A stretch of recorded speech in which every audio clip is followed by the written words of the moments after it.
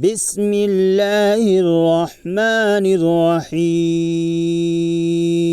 السلام علیکم دوستو، مجھے امید ہے کہ آج کے اس ویڈیو سے آپ کو بہت کچھ سیکھنے کو ملے گا، اس لیے ویڈیو کو اینڈ تک ضرور دیکھیں۔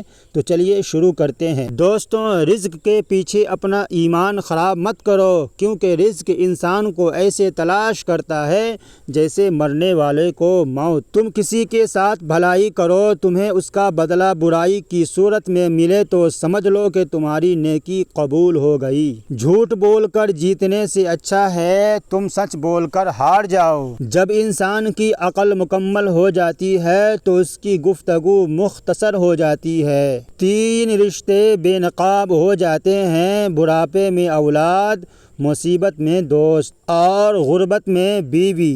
3 چیزیں انسان کو اللہ سے دور کرتی ہے: نمبر 1 اپنے گناہوں کو بھول جانا، نمبر 2 اپنے اعمال کو زیادہ سمجھنا، نمبر 3 اپنے آپ کو سب سے بہتر سمجھنا۔ دنیا کا سب سے خوبصورت پودا محبت کا پودا ہے، جو زمین میں نہیں بلکہ دلوں میں اگتا ہے۔ جب کوئی نہ سمجھ رہا ہو تب خاموش ہو جانا بہتر ہے، کیونکہ بحث باتوں کو بگاڑ دیتی ہے۔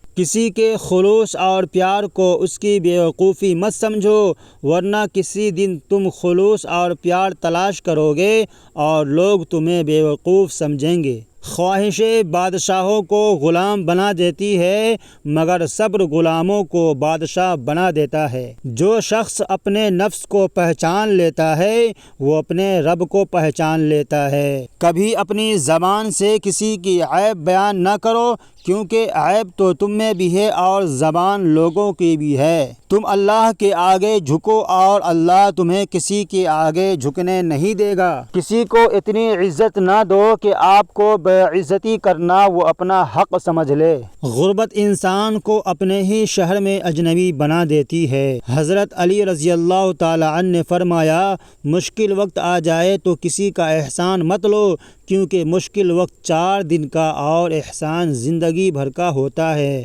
حضرت علی سے کسی نے پوچھا، اگر کوئی اپنا ہمیں بھول جائے تو کیا کیا جائے؟